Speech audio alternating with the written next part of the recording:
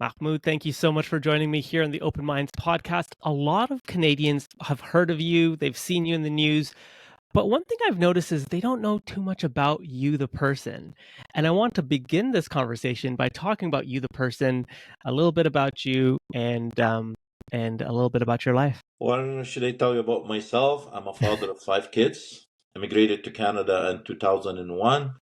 I grew up like any normal human being. The only thing I have special in my life, I lost my mom when I was 11 years old.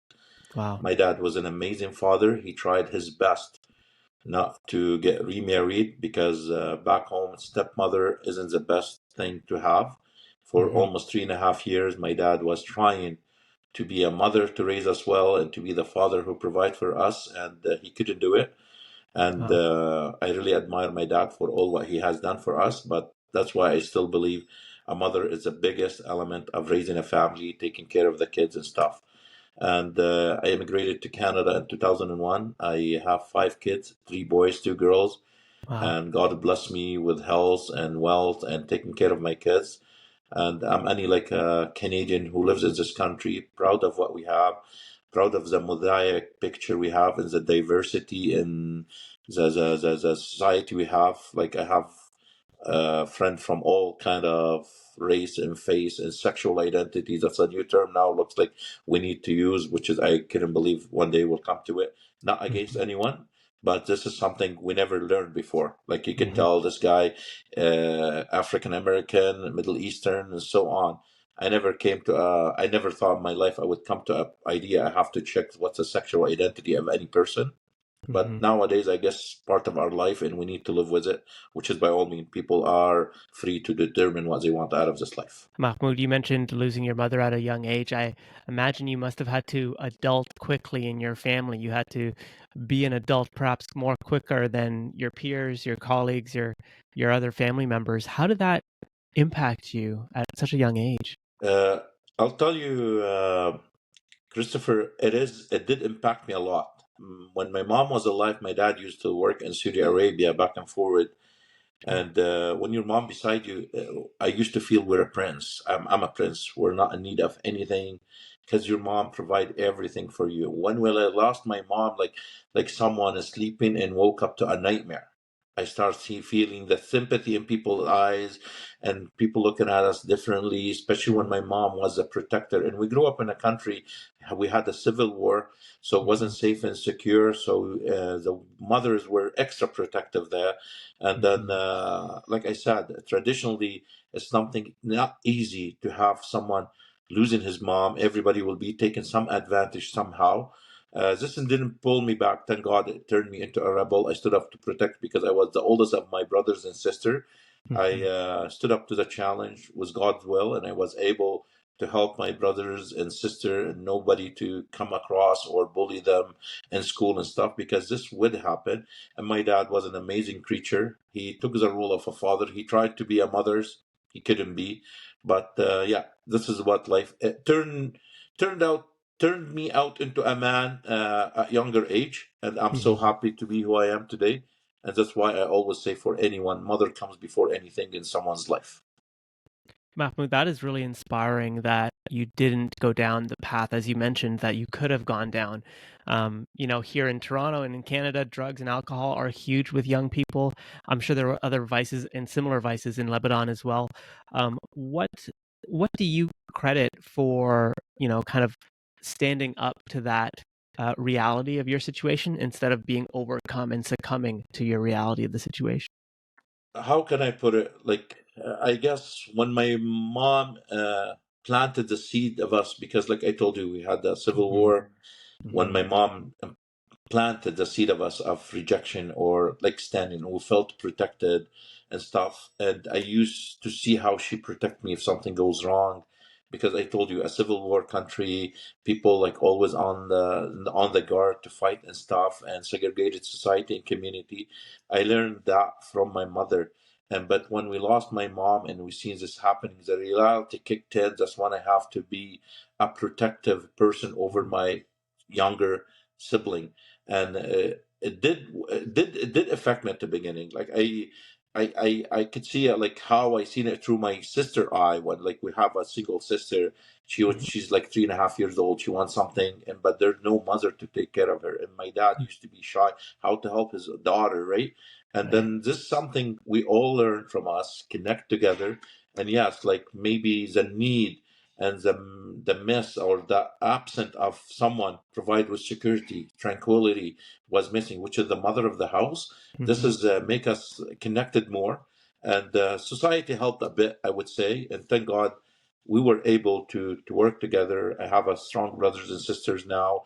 They're doing good in their life. Yes, but I'll tell you, many people could lose their moms, and but everybody could take that impact differently, Yeah. or could handle it differently. I believe in God. I believe God set us in the right path, and we did good. We're proud of who we are today. Was Mhm. all what happened. Disregard the past. Like some people, like I told you, that sympathy look. I would never forget, Mhm. Christopher, how people look at us because our mom died and our situation was a bit challenging and stuff. Even from a friend of ours. Like I remember one time I have attended a Christmas or a New Year Eve celebrating with my brother and stuff. We had no mom, and we were there with my dad, and that lady was there. She kept hugging her son and her daughter and telling them how much she loved them. Stuff. It broke my heart. I got sick. Mhm. So before 12 o'clock, I started crying. I needed to go home because it hurt me because I'm missing my mom.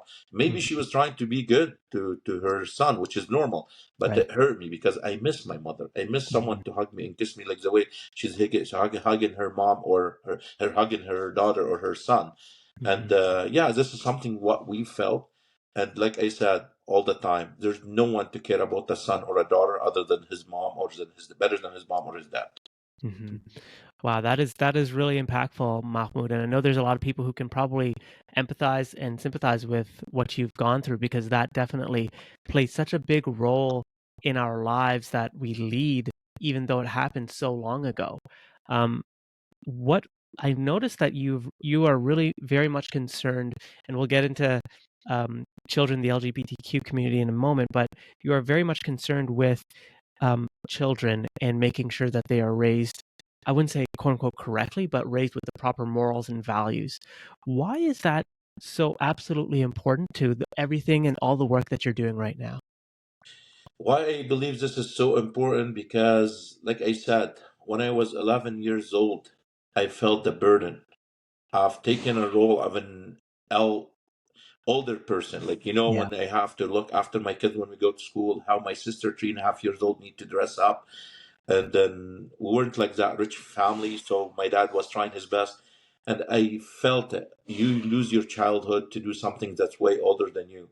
Now, Mhm. when we have a younger kids in school, especially like with the drag queer show, by all means, you want to like dress as a male or female, do whatever you have to do.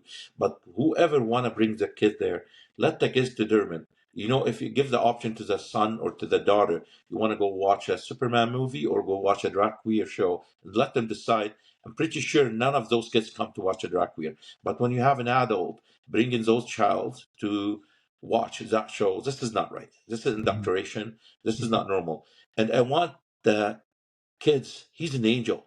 He doesn't Mhm. know what's left from right. You give him $100 and for God's sake, like say a Barbie toy, he'll take Barbie toy. He won't take the $100 because they don't value that money. So Mhm. my point is, we need to protect the kids' innocency and then the sincerity, and let them be kids. Let them live the way they want to live till they are mature and adult enough to determine what they want of their life, and at the end, we will support their decision. We will stand beside them. Like, this is something we need to let the kids be kids. As I see now, we're letting our kids explore the whole universe with an iPhone, with an Apple phone. I still think this is wrong. And now Mhm. we're going way further than that, teaching them about LGBT matters or drag queer or transgender. This will confuse our children.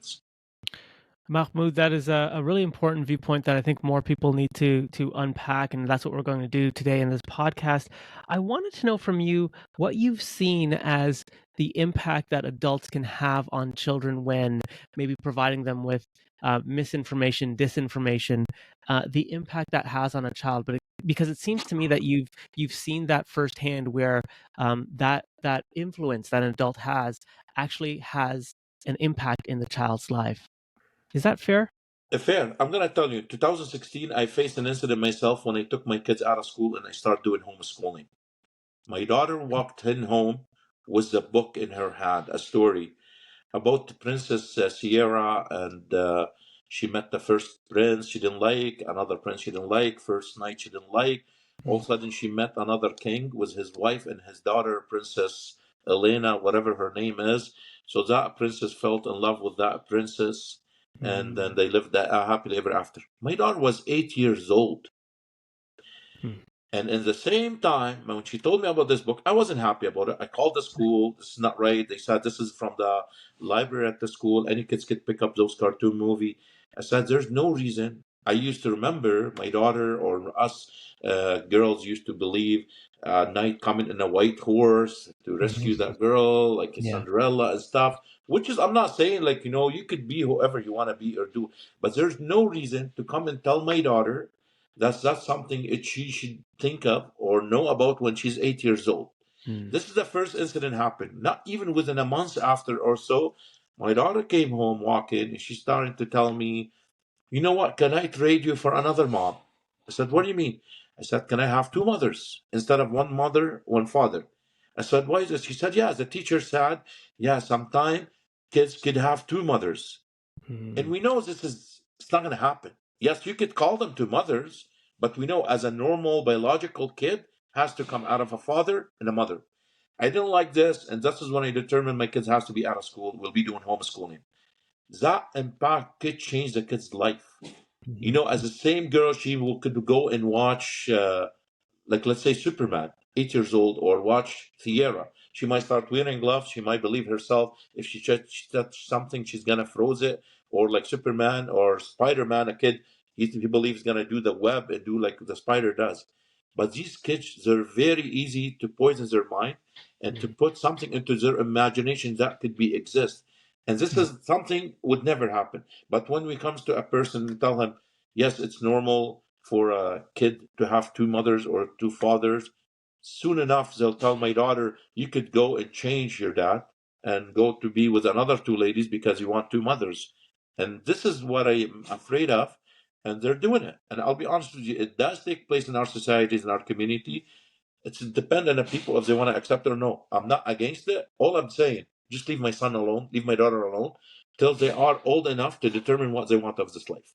But as long as someone trying to push that agenda into their kids and confusing them because it's not educational anymore, it's more confusion than it is as an education. We need to stand up to protect all the kids, including the LGBTQ plus kids, because maybe some of them want to be straight kids. mm. And could apply in both of us. Mahmoud, I wanted to ask you about a few things from there. One, in terms of the Disney movies and just like cartoons in general, do you think that there's this at times over sexualization of the characters, regardless if they're LGBTQ or not? And the reason I ask that is because, you know, some would say that like, there's the prince and the princess, as you mentioned, or the heroine and the hero, and there's this sexualization of not necessarily the sexualization but this idea that they need to be together, um, husband and wife, etc. And this is for children at a very young age, Aladdin, Princess Jasmine, etc. Regardless of uh, gender, do you think that cartoons have this over sexualized or romantic imagery for children at a young age? Because I've noticed that has been some of the commentary from some as well. I'll be honest with you, it's a fair comment. Yeah, it is. But if you look at it, the way we start escalating, yeah, we start with the cartoon, but like you don't need to see much sexualization inside those Yeah. movies and stuff. But you could see a lot of those romantic about love and how they end the Right. story, and that's how we grew up in my age. And Right. I know a lot of the stuff. But still, if even let's say this is right or wrong, Mhm, I can't say it. History's taken place. A lot of stories were out there, and we heard about it many, many times. But this mhm, still, in a normal situation, you could see a male fall in love in female, or female fall in love into males, and they become partners. They become a family, and this is a normal thing. I'm not saying it's abnormal for the gay to become gay or for the lesbian to become lesbian. But Right. this is something we never seen it or experienced it. I know there's some historian trying to write histories about it now and stories about it and stuff. But in Hmm. reality, how many times did we see it happening? I'm not Hmm. talking because the percentage of the population. So yes, if there's exception, it doesn't have to make it standard for everyone. So I know I might born with one hand, but does Hmm. it have I treat everybody like special need because I was born with one hand? Or cut everybody's hand? It doesn't make sense. Yes, people watching like Jasmine was Aladdin, a lot of those stories. This is the normal thing happening. So Hmm. let's say, and even having movies about gay and promoting gays and stuff, which is I'm not against it by all means. It's optional for me to Hmm. let my son watch it. It's optional for you to take your daughter and let her watch that show. What's Hmm. not right when someone brings that show to your house and he has to force you to show it to your son, to your daughter, or for you to watch it. And here we start losing some of the grip. I don't go to your house and tell you you have to practice Islam. I don't tell you what to do in your bedroom. There's no reason for you to explore to my son or to my daughter what you do behind your closed bedroom doors. Mahmoud, that last point is very important because that forcing of people to adopt a way of life or to consume certain types of media is. I wanted to unpack that with you. You mentioned earlier poison, and I know a lot of people from all LGBTQ heterosexual community might find that word itself very like tough, abrasive, um, controversial, conflicting. I wanted to unpack what you mean by poison and how that impacts our children. You know, what I mean by poison is something you believe as a principle or something you praise and someone trying to change it, trying Ah. to add something to it to wreck the understanding of it. So like I tell my son or my daughter, there's a love between male and female, there's a relation between male and female. That's what I believe, right? Mhm. That's what I tell my kids. At the same time, I don't tell them to hate if they see two gays or two lesbian. It's not something I talk to them about. I don't even let them know about. So, Mhm. or let's say I'm telling my son to believe in God. And he's my son. He's my choice when he came to this life. It was a determined relation between myself and his mother, and we got these kids to come. And I'm trying to teach them some about my value. Poison, Mhm. when you come and tell them, no, there's no God. No, Mhm. don't believe in your dad say. This is poisoning. Why I call it poisoning? Maybe there's another terminology in English for them to use, or in Mhm. declaration or something. Yeah. Because I'll be honest with you, I feel when something I provide in someone to you as clear as it is, one, two, three, is someone come and tell you to know this is not what he meant or this is what's not right, and he's trying to add his flavor to that product I Mhm. gave you when he has no business between you and I. This is Right. poisoning because he's coming out of evil mind. I don't think he's coming out of sincere and clear mind. The Mhm. biggest issue I have was this stuff when teacher tell the kid, do not tell your parent. That's something parents should know. Mhm. Yeah, and Mahmoud, we're gonna get there's so much to get to. We're about 20 minutes in, and I can't believe we've covered so much so far. I wanted to pick up on that. Um, I've seen a few of your speeches, and there was one T-shirt you had wore that said, husband, father, protector, hero. I wanted to focus on the protector piece because that's what I've noticed in our time together that is a really important role that you play. Like for you, determining precisely, um, the religion, relationships is very important for you as the protector of your children to make sure that they understand the values that you yourself were raised with. I want to unpack what you think protector means. Is it protector from outside influence, from government, from media, etc., and recognizing that that's getting even more harder today with social media and everything else that parents today have to contend with. How do you see the role of protector in your children's lives?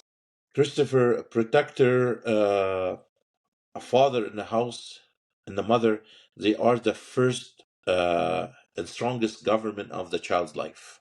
Mm. There's no democracy in the family's house. So mother set the rules, father follow. He protect from outside. With the ability of the mother, we could teach our kids and our children what to do inside the house. But the father, he's the shield to protect, because yes, we cannot deny the fact father is a little bit more aggressive, they're a little bit more hard, they're a little bit more powerful than a normal woman, and they are the one to be like the extra exterior defense to protect the family, to protect his tribe, to protect his government, which is his home and his kids. And we need to have them strong and prepared to face all the challenge, and protecting, not just okay go into a physical fight, protecting from ideas, protecting Mhm. from corruption, protecting my son. If my son goes and let's say to a school and come next day with him a phone like $1,000, and I know I didn't buy him that phone, I'm gonna Mhm. protect myself from my son from falling for himself doing some drugs or bringing something home. Protection is not just about going into fight with other. I want to teach him principle, manners, the experience I collect during my 50 years old life. I have to Mhm. teach my son what's right, what's wrong. This is what protector is about. Protector, not just okay to go into a fight and go fist fight with this and that. We need Mhm. our kids to be safe, secure, and strong, and teach him the principle and the morality and the value we believe as a human in general. Yes, my personal belief in God is between me and my God. But Mhm. I don't mind if you're Christian, if you're atheist, if you're Jewish, what kind of relation you have between you and your God, it's yours. But what Mhm. kind of relation between my God is mine. But my main concern is how to protect my kids from all the downfall that surrounding the families and the environment. And you said it. There's so many ego out there. There's so many devils out there. Start from that thing we call it iPhone, the one we use each and every one of us. It's an open word within your arm, and there's a Mhm. lot of things could go wrong. So that's why we need to protect our kids. And I'm trying to take the role as a father, as a protector, as a husband, as a other partner, to follow the path we set for our kids, the way our life set us through, to be a better family, a stronger family, and we live with value and principles. Mahmoud, in my conversations with members of the LGBTQ community, many have said, they were born a man and they never uh, fell into that gender role, and it was really hard for them to come out and talk to their parents about it because there was this idea that they had to be a boy, an adolescent male, and then a man, and they couldn't do that because they couldn't bring themselves to tell their parents what they truly felt inside. And this is part of the whole transgender movement that's more and more socially acceptable now than perhaps it's ever been.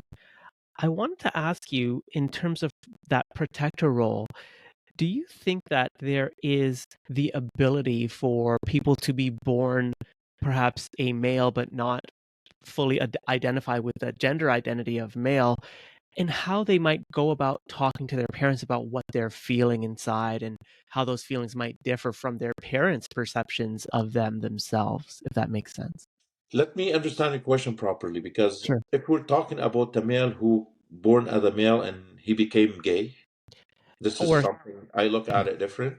okay. If a male call was this thing you call transgender dysphoria, or a male want to become a woman or woman become as a male, there's a huge, to me, and my Yes. personal belief, there's a huge gap. Okay. Gay and lesbian, they do exist. They born with this like desire. They want to Mhm. fulfill their sexual desire by being a same sex partner, which is, I believe, their right to do it based on my faith, my Islamic value. Same as me, if I love women, I want to be with one relation. So, but God forbid me from doing it. I hold myself back. So yes, from 1453 years or 43 5 years in my holy book told me, yes, there was a gay people, there was a lesbian people, they used to perform, but God forbid them from do this. So they do exist, and up to their personal desire if to do it or not to do it. So this is based on what I believe. I have no issue with them what they want to do or what they do. When I go to the transgender, this is here. There's a huge question. The majority of the transgender community, and I believe some of them, they do need help. There are brothers and sisters, and I'm not against them by all means. And if they want to do whatever they want to do, by all means, have it. My difference is don't push your agenda to my kids. But I want to tell you, if we follow the statistic, most of them they believe in natural stuff. They're against chemical. green environment and stuff. But you know what? If we stop the chemical they take, those injection, those medical, how far could they go? They go nowhere. So you want to tell me, let's fight the environment, don't cut forests, don't kill whale, don't kill this, and all of a sudden you go inject your body with many kind of chemical and testosterone and puberty stopper, and you're fighting the nature you promote in many cases. It didn't work this way. And in the other matter, which is this is concerned me the most, we talk about like from 20, let's say to 45, 50 years old. This is the prime time of a human being. He's looking about his body, about sexual desire, how he satisfies stuff. What's after this? Where they gonna go? What's their ending? And I know we keep saying we would rather have a transgender girl instead of having a dead boy. Well, I'll tell you one thing. God forbid, I hope I won't be facing the challenge, but if it happens, I will be beside my daughter or my son, whatever direction they take. I'll be supporting their decision. I know my life is going to be disaster because I'm not going to be happy about it. I'm not going to be hypocrite about it. But that daughter of mine, it's my daughter. I'm going to support her and help her in every way possible. But what's after? There's no dead daughter, transgender, whatever. This terminology keep using and trying to instigate people on play their feeling. The society or that group destroying that family instead of giving more time. It's a reversible thing. Study, Mm. no more studies stuff. And how many of those people committing suicide or they're losing their life? They call them overdose and stuff, and all of a sudden they went in drugs and his life went sideways. Why did his life go or her life go sideways? Because the society is the one who pumped them up and gives them so much attention. As second they made that move to transgenderism, within a month from there, nobody will be talking to them. They'll be living by their own. All of a sudden, they're left alone. Now, the reaction we got people, oh, jumping up and down, let's do something, let's do something. I want to just glimpse to one thing. That kids in Edmonton faced a challenge by a teacher. If the LGBT community came out and made a statement, we don't agree with that teacher, the way she talked to that Muslim kids, nobody would have opened his mouth.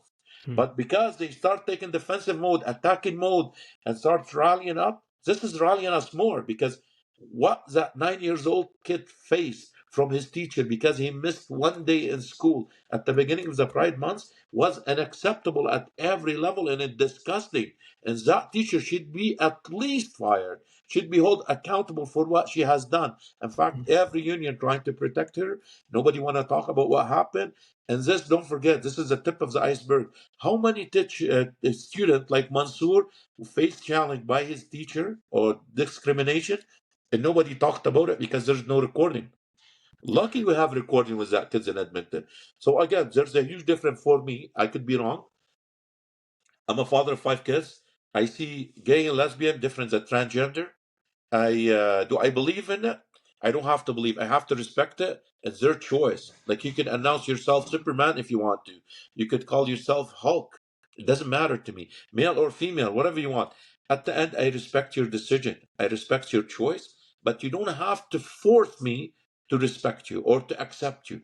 I could work with you. I could live with you. I have some of them come to my store. I help them. I service them, and I have no issue with them. And as of today, I don't mind from your channel. I don't mind sitting with anyone and talk and discuss. Maybe they could convince me. Maybe I am gay and I don't know. How can I tell? You never Right. know. You know. Right. Mahmoud, I think there's things that I'd love to pick up from that on. And first of all, I want to say thank you so much for willing to delve into these topics. It's very challenging and they're very hard to unpack. And I want to express my gratitude to you for doing this.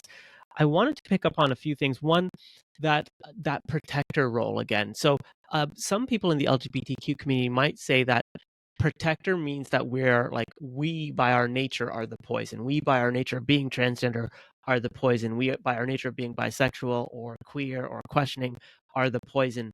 And that language is very divisive. And you made a really important point when you said, you're going to stand behind by your son or daughter no matter what their decisions are because you want to be there and support them. And I think that message needs to get out more, that parents need to support their kids no matter their decisions. But members in the community might look at that idea of protector and poison as being divisive. What do you say to that? Because I also do see that perspective as well. Okay. Chris, if someone comes tells my son drugs at school, is this his poisoning or not? Oh yeah, it's poisoning. Absolutely.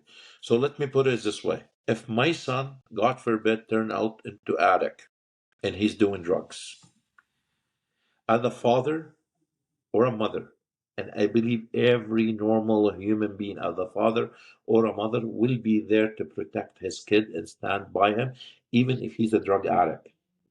Some people they get age sick because their kids fall down. I'm not talking LGBT or gay. Hmm. Hmm. The same way when my son, I think he fall down for this being drug addict. I'm there to protect him from those drug dealers. I'm there to protect him from the police if they want to arrest him. I'm there to hire a lawyer to have him to send him a rehab center.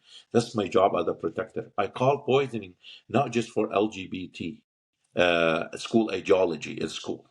I'm called poisoning for every drug dealer, for every thief, for every cheater who tried to teach the kids to do something they're not supposed to do or learn. I'm not saying the poisoning just specify it. That's why I said it more than once.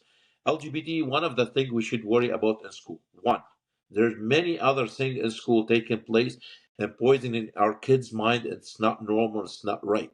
They could maybe understood it this way. I'm so sorry if they misunderstood me. I don't know what the other terminology in English I could use. I'm not that, I came in 2001. I learned as much as I can. Maybe Hmm. it's not the proper word, but I don't say it based on hate.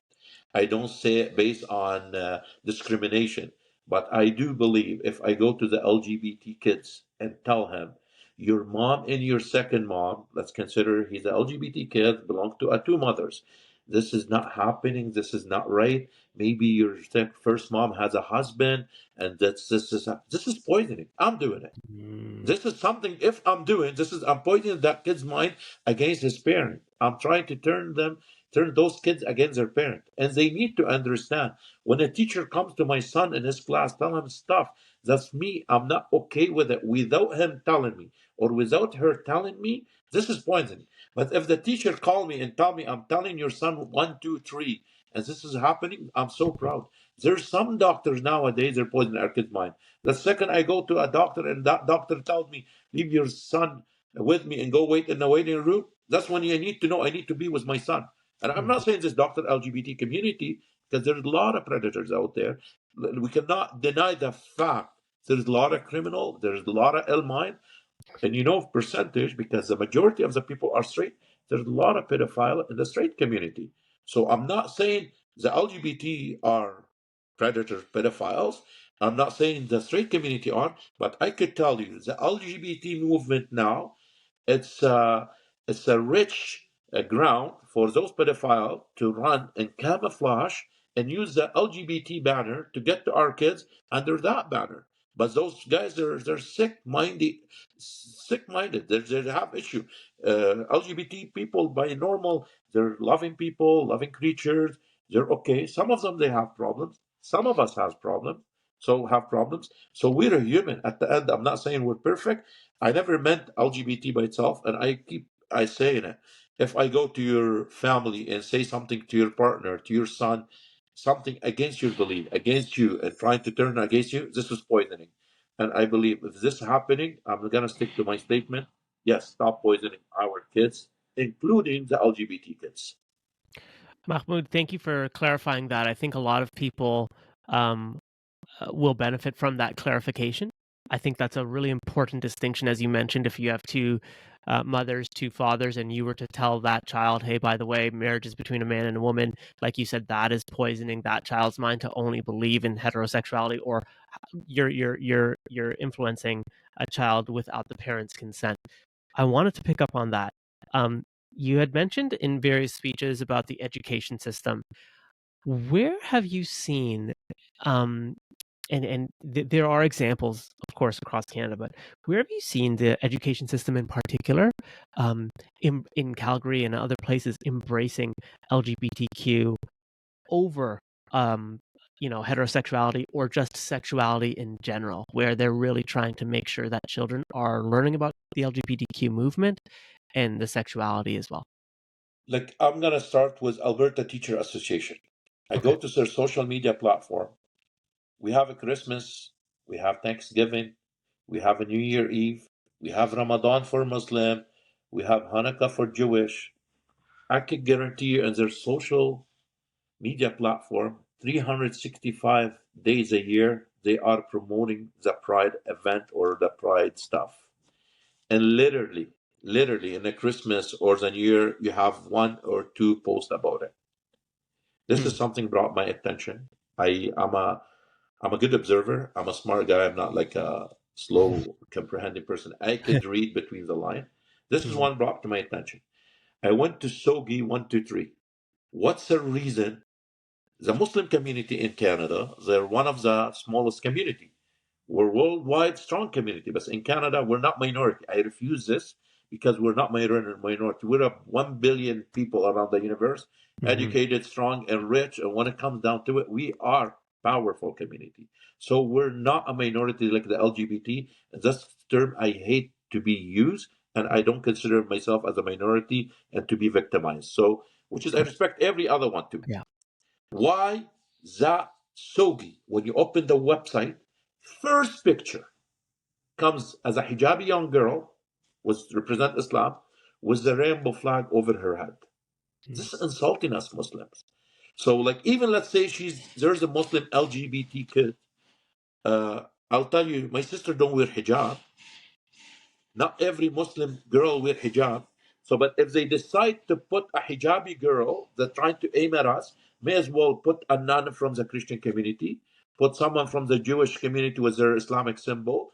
This is will be fair, but just to aim at us Muslim, this is make me concerned and felt a little bit Mm. instigated and mad and upset. They're trying to target us, and I'm not Mhm. saying we're better than any other one, Correct. but even if we have members of our kids are part of the LGBT community. This post by itself, I call it poisoning because they're Mm. trying to tell me all the hijabi girls they could be this. This is not right. Mhm. Well, if you decide to use a kid, use one someone with no hijab. We Mm. know these are kids. So, but they specify to use Islamic symbol. This is wrong. This is the second one. Third topic I want to go to. I told you what happened to my daughter. Mm. 2016, when conservative, they passed the GSA in Alberta within 4 hours. GSA law, first review, second review, third review, and they passed it. No problem, but was parent permission for the kids to join the GSA club, the Gay Straight Alliances. Okay. When the NDP won in 2015, in 2016, they made it uh, kind of secretful or prohibited or not sure what the proper term. So any kids could join the GSA club without telling the parent, without even asking. So a Ah. janitor in a school could know stuff about your kid's sexual identity while you as a mother or a father has no right to know. And should upset the LGBT community more than me. What about if their son don't attend the GSA? Why the teacher, and teacher not a special human being, teacher Mm. just normal human being like you and I, they could make mistake. We need to stop that thing. Keep saying teacher knows best. No, teacher doesn't know best. Teacher are working for their paycheck like normal any people, and they are. Some of them are special souls, but some of them are bad. That's why we have some schools are perfect and some schools rating are very bad. Technically, because not the school is not good. Building don't teach. The teacher's not teaching well. So yes, when they did that GSA and trying to give the authority to the teacher to hide the stuff from me as a parent about my daughter or my son, this is concern me. This is one. Second thing, when I saw those, when you go to class and you see like in a school, 64 flag belong to Pride, while you have one Canadian and one Albertan flag, there's issue. Mm. There is issue with this. This is pushing agenda so much into our kids' throat, and based on this, I believe we need to be aware. We need to stop this ideology in school, at least till the kids are responsible, till they know what they want out of this life.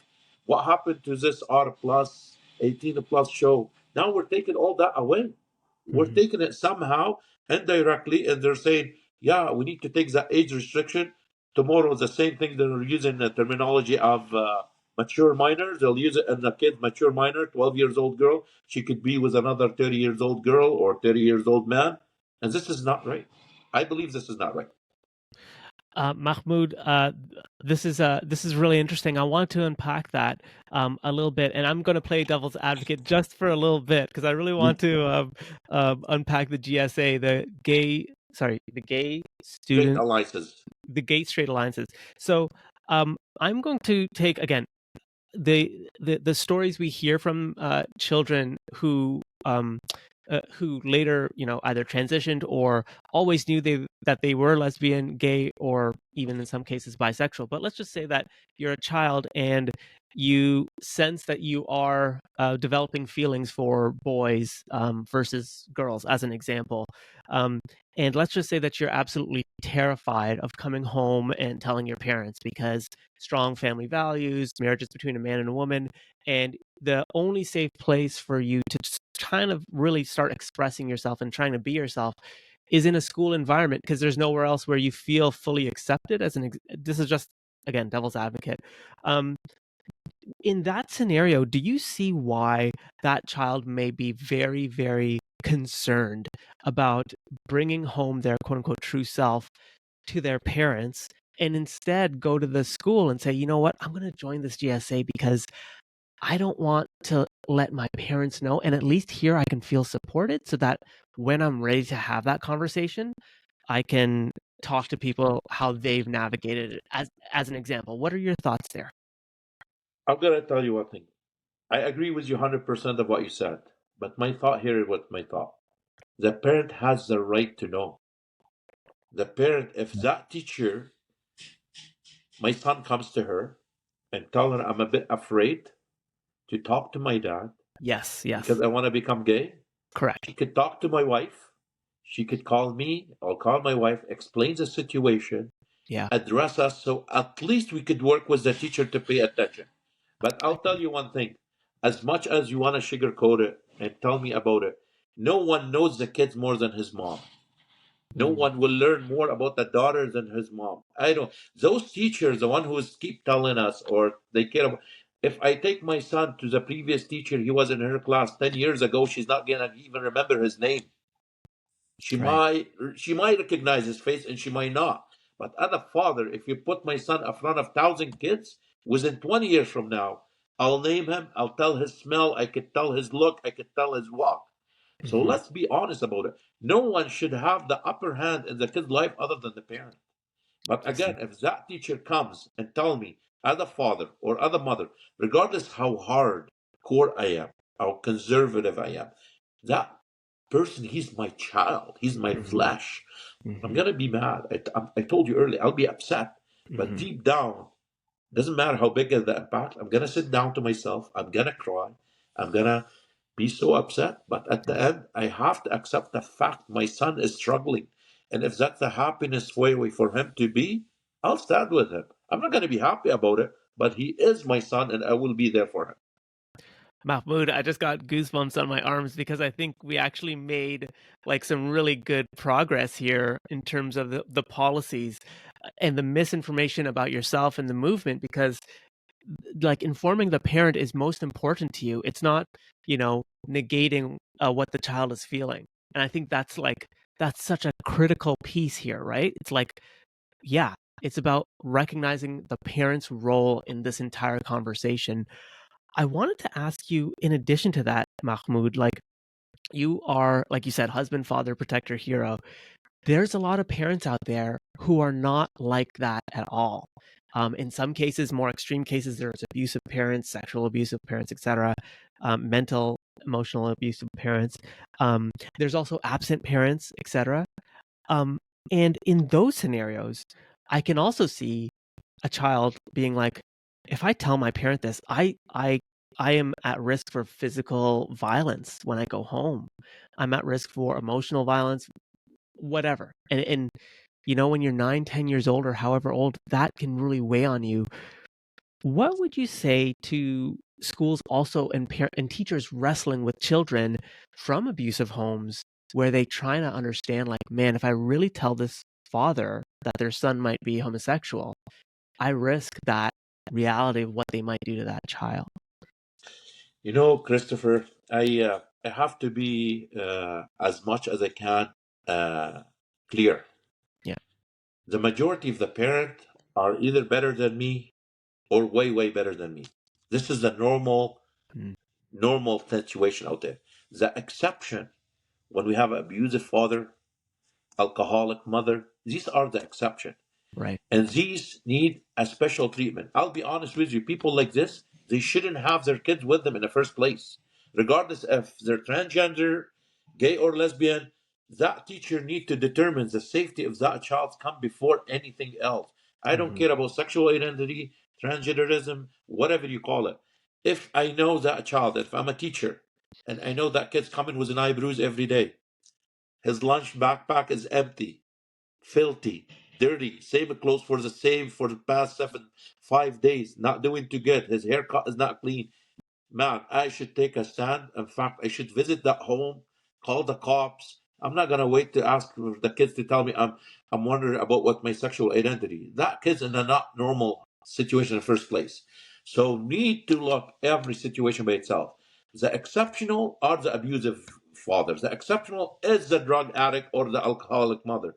But this applies the same rules for every aspect of that kid's life, Mm. including the sexual identity and genderism. And this is something we need to pay attention. Life doesn't revolve only around the sexual identity. Something we need to pay attention to because there's a lot of aspects in the kid's life more important than what he think of himself as a boy or a girl, or if he's in love with the same sex or not. Mahmoud, I can't thank you enough for being so open and transparent with your views on all of this. I want to spend the time we have left talking about September 20th and what is planned, what you'd like to see happen, what your message is for all levels of government, and what some of the issues that, again, people might be misconceiving are for the movement itself. First thing, I like to deliver a message from you to the LGBT community. I hope, I was wishing for today. I keep saying thanks for Tammy from Gay Against the Groomer came to our protest in Calgary from Chilliwack. Came. I really want to thank her. I want to thank those who support us in secret because one lady, she come one and spoke, speak at one of our rally, but she got a little bit afraid from the gay community or lesbian community, and I don't blame her. But I want to tell the majority, the spokespeople out of the LGBT community. I was hoping for one of them to come and agree with our message to protect all the children, Mm. including the LGBTQ plus children, because they do exist. I'm not denying that. But all I'm against is leave the ideology of out of the school. I'm not teaching the kids to be Muslims or Jewish or Christianity. So please leave your ideology. Let's show them the buffet of all the ideology and let them decide which one to pick. You cannot keep dressing your ideology as the best option for them, as the best menu for them, and they must collect it. This is what I don't like. September 20 was a call made by Brother Camille Sheikh from Ontario, from Ottawa to be exact. And we're a group in Calgary. Our group decide let's join forces, and they start this hand of children. And again, I'm not part of any movement. It's a grassroots movement all over Canada. So no one could label us being conservative movement, freedom movement, or any. We're an angry parent about what's going on in our school, from Josh Alexander, from that Muslim kid Mansour in Edmonton, and so on. The list is too long. People are a little bit upset, not with the LGBT community, with the politician who's riding the LGBT community for a division, to have divisive community society for them to control us.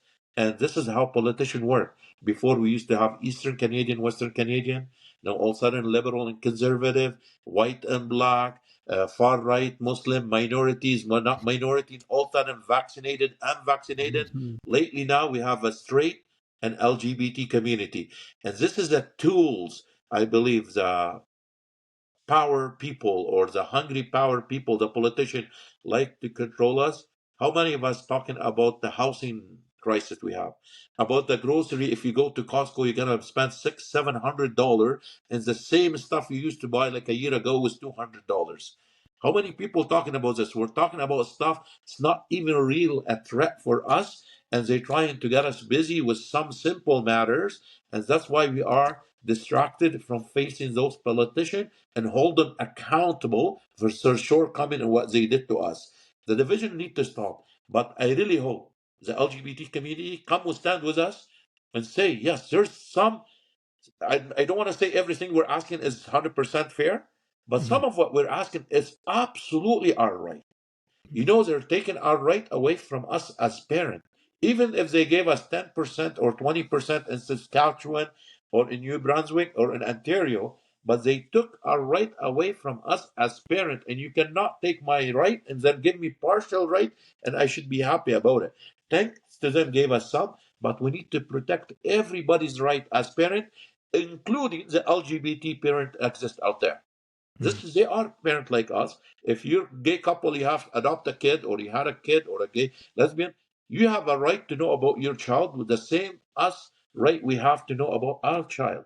So I believe in September 20, Canadian from all faiths, from all groups, from all sexual ideology, will become to a peaceful message.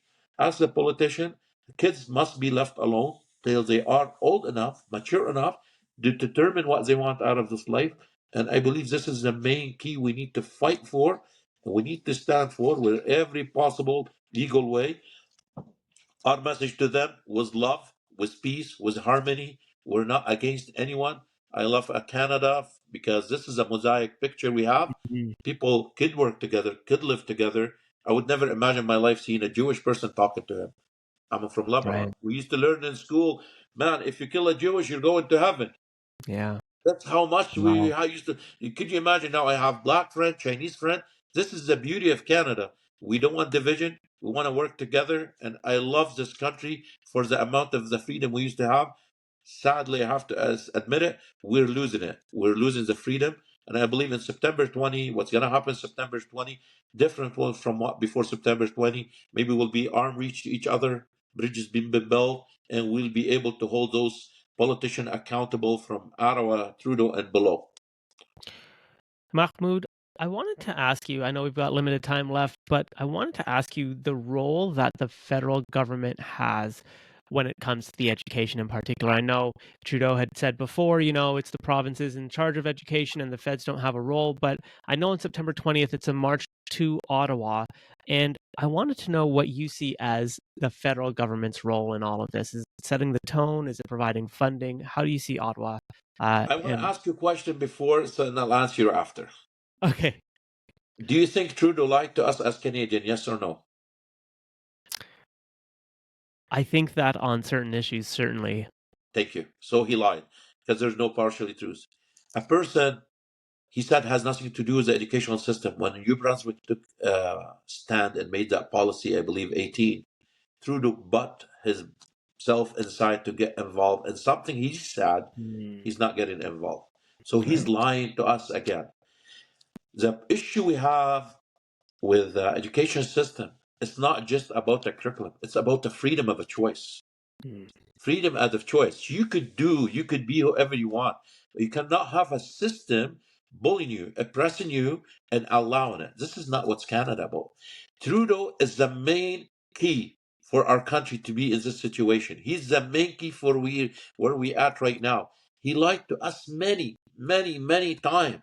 And every time we get away because he distracted us with the struggling to put food on our table, having so many things to worry about, and he's not paying attention. Look at the CERB, look at the money, look all the spending, look at the deficit we have. Your kids has to work for 18 years to pay some of that deficit. A Canadian country, a Canadian payer need to pay for the next 18 years. All this is a residue of what Trudeau did to us. So yes, maybe the major picture they keep telling me, okay, attack the provincial or it's a provincial level, but we're talking about the freedom. And freedom, right. it's a federal level, and I believe Trudeau, that's what he's hijacking our freedom. He's hijacking our freedom of a choice. And you know what? If we have a freedom of choice to worship whoever I want, to do whatever I want, as a parent, to decide to raise and take care of my kids the way I want, this is all what we want. But he's taking that away from us. And that's why we can't accept it. And we will fight it. And if the provincial government will fail us, we will fight them as well. Mahmoud, in the past hour, we've covered everything from your upbringing, being an adult very early in your life, to some of the aspects of this, I wouldn't say movement, but some of the concerns that you have for the provincial government and the federal government. And I think that this has really shed light, and I want to first thank you for allowing me to ask these tough questions and to handle them. Because I know these questions, people usually end the call and they leave, but you lean into it and you're willing to address them. I did notice in our conversation that there's this middle ground that can be found and that you're open to, which a lot of people think that, oh, Mahmoud and the whole movement's extremist, violent extremist. There is a moderate policy that can be struck here. And that to me gives me like great energy to keep this conversation going. I don't think this is our last conversation because I really would like to explore so much more with you. And I want to thank you again for being so open here on the Open Minds podcast. Thank you so much, Christopher, for having me. And I really like to invite through your channel any member was from the LGBT community with no like precondition. I don't care what he has. I'm willing to answer with open mind. I don't mind what kind of person we're going to have a conversation because I do believe b- building bridges, having communication, talking to each other, it's a main key to success and to be powerful society and community and not to be played against each other for the hidden power out there. I really thank you for all the questions. I really thank you because I did learn from you and from your questions something about me and how people may be taking my message. I'm a human being. I could make mistake. I really want to say sorry for anyone I did offend somehow by me saying something. I have no issue with anyone, LGBT, straight, regardless who you are. The only issue I have was those predators who are sheep in lamb, dressing themselves like an angel to get to our kids, to poison our kids' mind regardless what their sexual identity is, like straight, LGBT, whoever they are, black, yellow, white, doesn't matter. I wish those people they use their conscience and leave the children to be children, let them grow up to be strong men and women of this society or whoever they want to be. And that's the only thing I believe we need to provide our kids with a good base to grow up based on that, and then after that they'll determine what they want out of this life.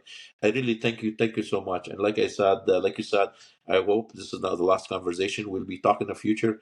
Thank you for having me again, Christopher. Of course, Mahmoud, the Open Minds podcast is all about building those bridges, and we need to do that more so now than ever before and talk to each other and listen to each other. So I'm really hopeful that this can breed more conversation, and hopefully we can get to a point where multiple organizations, individuals, etc., can come together and say to government, you know what? We disagree on a lot of things. Here's what we agree on. This is what we see as the way forward, and get out of the right and left, and like you said, everything that divides us. Let's focus on us as human beings, what we want for our children. So thank you so much again. I'm getting goosebumps because I can already see the synergies, but thanks again, Mahmoud. I really appreciate this. Thank you so much, Christopher. You have a great day.